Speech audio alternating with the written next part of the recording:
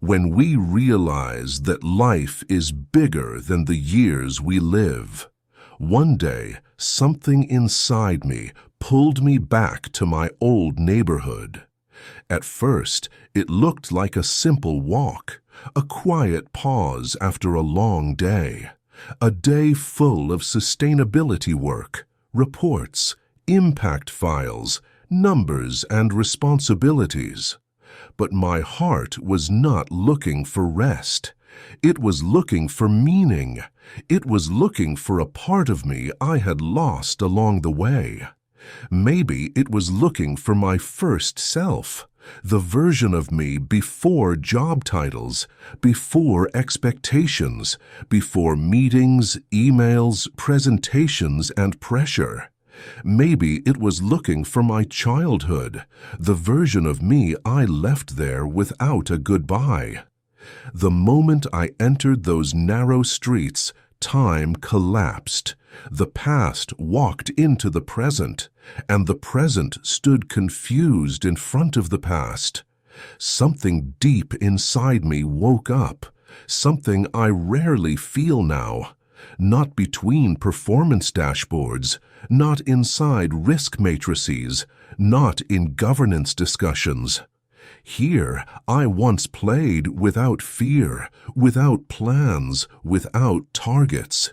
Here, I fell, hurt my knee, cried for a moment, and then ran again. Here, I felt pain for the first time, and learned how quickly it fades. Here, I cried when a friend left and never came back. And here, I laughed so hard that the world disappeared for a while. Every corner held a story. Every stone felt like a witness, quiet, patient, honest. Every wall felt like an old notebook, full of memories I cannot explain with logic, but my heart still understands them. And yet one truth was clear. No explanation needed. The neighborhood was not the same. I stood in the middle of a street where I once raced the wind, a street I knew by heart. Every turn, every door, every shadow of a tree. Today, I memorize frameworks the same way, but this street taught me something no framework ever did. I looked around slowly. Some houses had collapsed, others were cracked, tired, worn down by time. Windows that once glowed at night were dark. Doors that were never quiet were closed. The trees that once protected us from the heat were still standing, but they were older now, bent, broken in places.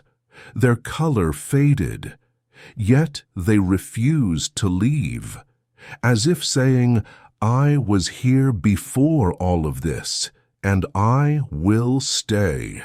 The sounds were gone, no neighbors laughing, no children shouting, no mothers calling their kids home at sunset. Time had passed through this place roughly, as if it rushed without care. The neighborhood felt like a memory that waited too long, like nostalgia that got tired of hoping.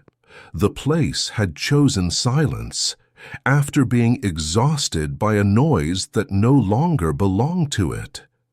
I closed my eyes for a moment. From deep inside my memory, I heard children laughing, their voices mixed with the sound of today's meetings. I heard my mother calling my name, the same way my conscience calls me now when I hesitate. I smelled fresh bread from a nearby window, the same way development slowly reaches distant communities today. I heard my father's car returning every evening, carrying calm with it, the calm of safety, the calm of home, the same calm we try today to bring to communities affected by institutions and projects. When I opened my eyes again, everything was still. Life had stepped back, leaving only shadows behind, like projects built without real sustainability. The buildings remain, but the soul is gone. In that moment, a line of poetry came to my mind. Walk gently. The ground you walk on is made of those who came before you. I felt a chill, not from the cold, but from understanding. How many generations walked here before me? How many children played on this same street? How many young people dreamed here, then left to another city or another life? How many smiles were born here? How many tears touched this ground? How many hearts broke, and how many healed? I realized something simple, yet powerful. The ground beneath us is not just land. It is memory. It carries lives, stories, effort, hope. People lived fully here, and then they left. Only their impact stayed. That is when intergenerational justice stopped being a concept to me. It became real. We live today on what others built before us, and others will live tomorrow on what we decide today. And then the question appeared, the one I could not avoid. What will I leave behind? Not only in this neighborhood, but everywhere I go, in my work, in my relationships, in my decisions. Will someone one day pass by and say, someone was here, and their presence mattered? I have always been drawn to the idea of impact, not the kind written in reports, not the kind announced on stages, not the kind celebrated with awards, but the quiet kind, the kind that stays in people, the kind that continues when you are no longer there, like a small light you leave behind, and someone else walks with it long after you are gone. Impact can be a word said at the right time, a sincere position in a difficult meeting, a moment of support when someone feels unseen. Impact can be helping a child believe in themselves because someone opened a door to education. It can be helping an employee see their value in a system that often looks past them. It can be giving a young person a job, protecting dignity, their own and their families. It can be a community feeling heard for the first time, not managed, not ignored, but respected. Some people leave impact through knowledge, others through institutions, others through projects, others through changing how people see the world. Some impacts are bigger than lifetimes. They make life after them different from life before them, even slightly. And that slight difference matters. I remembered a line I always return to. Be someone that people say, he passed through here, and this is what he left behind. How beautiful that would be, even if we never hear it, even if it is said quietly, inside hearts, not on platforms, to be remembered for trust, not fear, for fairness, not abuse, for compassion, not exploitation. Over time, I understood something important. Real impact is not about being impressive. It is not about titles. It is not about visibility. Impact starts very small. It starts at home, with how you treat your family, with respect for your parents, with listening fully when someone speaks, with noticing a colleague who feels invisible, with giving time without expecting return, with choosing to be a source of ease, not pressure. The greatest impacts are not carved into buildings, they are carved into hearts. They make someone stronger, more aware, less alone, more at peace. Some people change the world with large projects. Others change an entire world inside one person. Both matter, but changing someone from within is often deeper and more lasting. When I looked at my work in sustainability through this lens, everything shifted. It is not only about managing risk or improving indicators. It is a real opportunity to leave meaningful traces, small ones, but human and lasting. As I walked through the old streets, I realized how rare this opportunity is. My work today allows me to leave impact beyond my desk, beyond my role, beyond my organization. I can leave impact in an institution trying to redefine responsibility, in a community searching for honesty, not promises, in an employee who needs to remember their work has meaning, in a decision that protects nature from unnecessary harm, in a project that creates balance instead of pressure, in an initiative that brings calm to a worried family or a smile to a child. That is when I truly understood.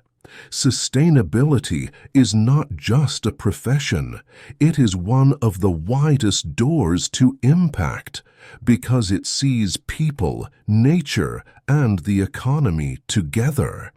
It always asks one essential question: how do we act today without taking from tomorrow?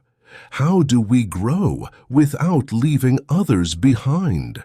How do we turn progress from a burden into shared value? When we protect people and nature, when we improve how decisions are made, when we reduce waste, when we respect community voices, our impact reaches people we will never meet. Children who will grow up in a gentler world, communities with more opportunity, a planet that can breathe longer. To me, this is a form of meaningful legacy, not fame, not recognition, but being part of a chain of good that continues after you are gone. I thought of people who changed the world quietly, people who planted trees and awareness at the same time, leaders who planned for generations they would never meet, business leaders who measured success by contribution, not extraction, people who came out of hardship carrying justice, not revenge. They were not powerful because they controlled. They were powerful because they served. Maybe history will not remember my name. Maybe no book will write it. Maybe no ceremony will honor it. And that is okay.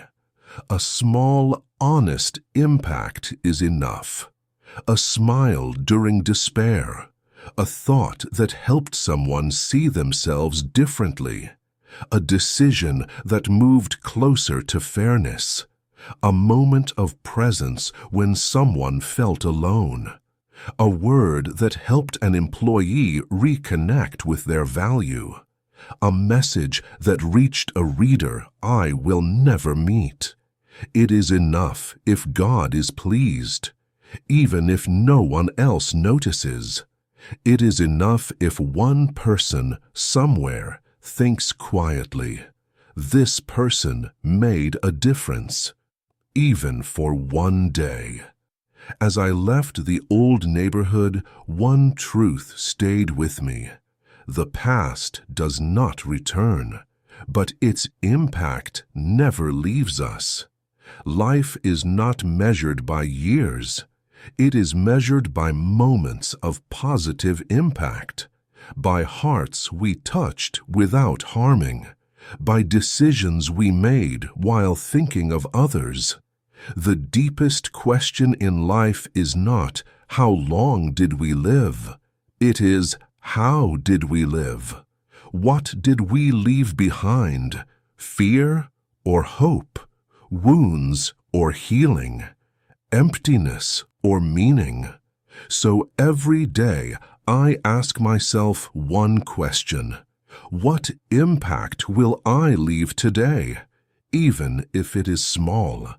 Proof that my presence was not random, that my work was not just a job, but a message. And I leave you with the same question. What impact do you want to leave? In this world, in the hearts of those you love, in the places you pass, in your profession, in the communities affected by your choices. Because life is bigger than our lifetimes, but our impact can remain if we choose every day to live thinking about what we leave behind, not only what we take.